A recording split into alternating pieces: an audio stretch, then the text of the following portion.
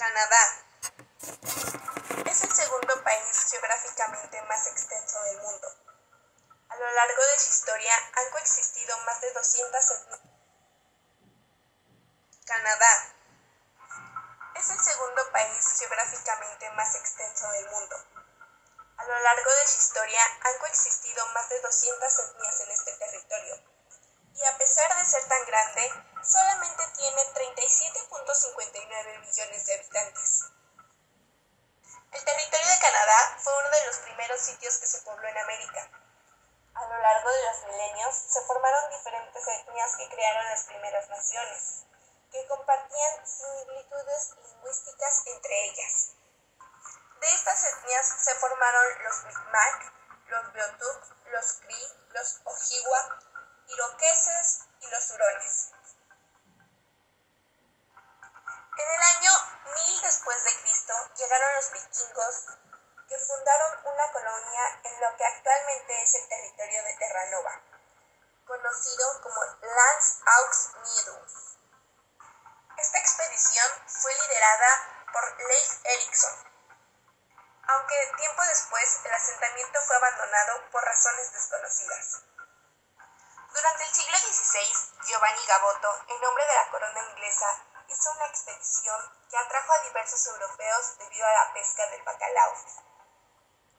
Los vascos llegaron a comerciar con los indígenas algonquinos de la península de Labrador y formaron un pidgin vasco-algonquino, que es una lengua simplificada usada entre comunidades que no tienen una lengua común y que usualmente tienen préstamos de ambas lenguas. Para el año de 1534, James Cartier explora costas canadienses en nombre de Francia, pero es hasta 1603 que se establecen los primeros asentamientos permanentes europeos, por el francés Samuel Champlain, Port Royal en 1605 y Quebec en 1608, fundando así la colonia de Acadia, a la par que los británicos se situaron en Terra Nova. Durante el siglo XVII, las colonias prosperaron gracias al comercio de pieles. Francia funda una nueva colonia, Canadá. La palabra Canadá viene de la raíz iroquesa Kanata, que significa poblado. Debido a la cercanía entre las colonias, hubo conflictos entre Inglaterra y Francia. La Guerra de los Castores fue una de las guerras en la que la Confederación Iroquesa, incentivada por los británicos, para ganar más territorio, enfrentan a los colonos franceses y sus aliados, los pueblos algonquinos. Se hizo el Tratado de la Gran Paz de Montreal para calmar los problemas entre ingleses y franceses, pero no funcionó y como consecuencia las potencias se vuelven a enfrentar en la Guerra de la Reina Ana, que se considera parte de la Guerra de Sucesión Española entre borbónicos franceses y austracistas, apoyados por los británicos. Debido a la victoria británica, Inglaterra consigue la soberanía sobre Acadia, que renombra Nueva Escocia y la reafirma en Terra Nova y la bahía de Hudson. Pero las guerras continúan, y en 1744 se presenta la Guerra del Rey Jorge, donde los franceses, con ayuda de los Wabanaki, y los británicos, con la ayuda de la Confederación Iroquesa, luchan nuevamente. Pero el destino de Canadá se define en la Guerra de los 7 Años, que se inicia en 1756. Debido a las disputas por el territorio de Canadá, los países de Europa desatan un conflicto mundial. Después de 7 años de guerra, los ingleses se imponen al invadir Canadá, lo que no les deja más remedio a Francia que entregar todos sus territorios, significando el Tratado de París, el fin del imperio colonial francés en América del Norte. Sin embargo, los franceses no abandonaron Quebec, por lo que la región permanece así hasta la actualidad. Debido a los gastos de guerra, Inglaterra subió los impuestos a sus 13 colonias, lo que ocasiona la Guerra de Independencia de Estados Unidos en 1775. Así, en 1812, Estados Unidos intenta tomar los territorios británicos que estaban en Canadá, pero es rechazado por los canadienses, pues estos seguían leales a la corona británica. Pese a todo el tiempo recorrido, el territorio occidental no era explorado todavía. Hasta 1818, con el Tratado de Londres, se inicia la ocupación del territorio de Oregón, que sería administrado por Estados Unidos y Reino Unido, y se establece la frontera entre ambos países en el paralelo 19.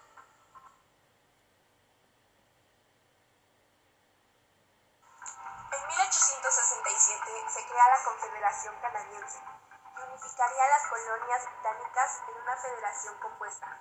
Al principio, solo 4 colonias conformaban esta confederación: Quebec, Ontario, Nueva Escocia y Nuevo Brunswick.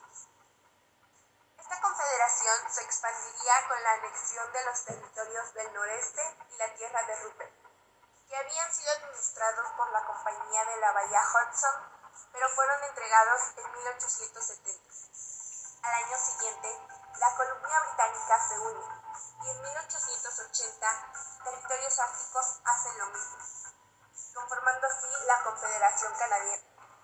En 1896 surge la fiebre del oro, en la que se encuentra el metal precioso en el río Klondike, por lo que se crea la provincia de Yukon, que incentivaría la migración estadounidense a la costa oeste de Canadá. Para principios del siglo XX, hubo un aumento masivo en la migración europea, incentivados por el crecimiento económico canadiense gracias a productos económicos como el trigo. Para 1914, Canadá demuestra su lealtad a la corona británica nuevamente y envía 600,000 soldados para combatir en la Primera Guerra Mundial del lado de los aliados. Aquí tuvieron una participación especial en la ofensiva de los 100 días, donde se sella la rendición alemana. Esta guerra intensificó el sentimiento de identidad canadiense.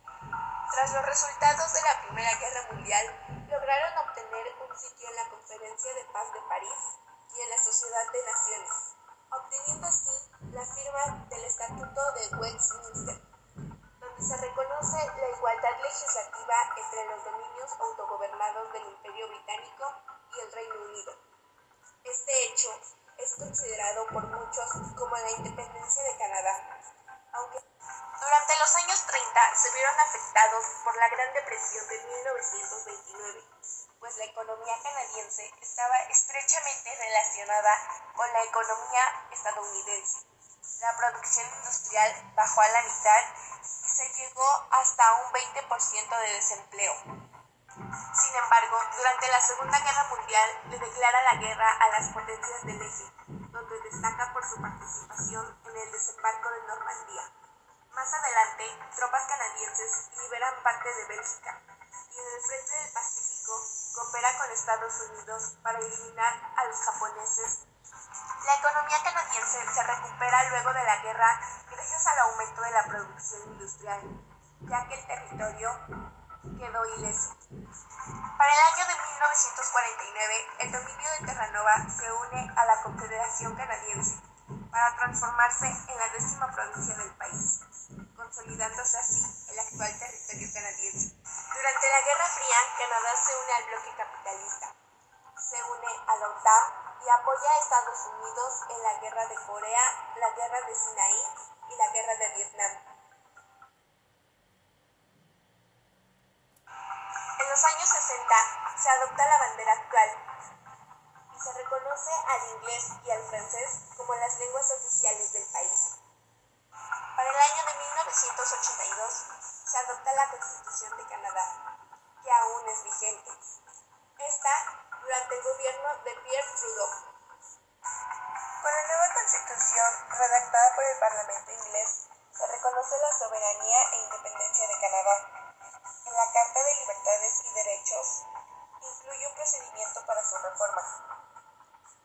En el preámbulo de la Constitución nos habla de la historia de la nación, reconociendo pueblos aborígenes y valoraciones ecológicas. Canadá se ha desarrollado y se ha convertido en uno de los países más prósperos del mundo, con uno de los mejores estados de bienestar.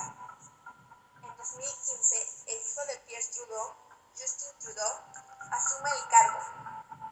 Durante este gobierno se aprueban leyes polémicas como la legalización del aborto y la legalización de la marihuana. En el Poder Ejecutivo gobierna el primer ministro, líder del partido mayoritario del Parlamento por elección. Es un gobernador, en general una figura protocolaria, representación de la corona británica. Al igual que en Inglaterra, su función es gobernar con un gabinete llamado Consejo Real, que tiene la facultad discrecional de removerse. El Parlamento de Canadá es bicameral.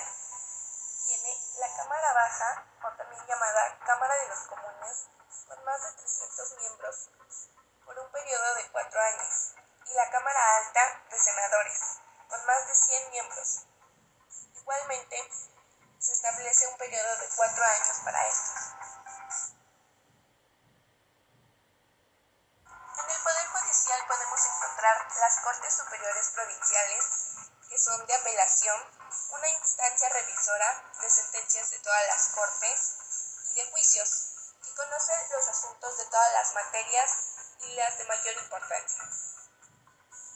Por otro lado, tenemos las Cortes Inferiores, en el ámbito civil, familiar y penal. El Poder Judicial tiene la facultad exclusiva de poder reformar leyes, rechazar y dar sus anotaciones a nuevas leyes. Todos los jueces son nombrados por el Ejecutivo y ratificados por el Parlamento, y previo a esto se hace una consulta para puestos a organismos no gubernamentales como universidad. Las autoridades locales tienen competencia en la Constitución en materia ambiental, educación, salud, justicia, propiedad, impuestos y todos los servicios que consideramos municipales.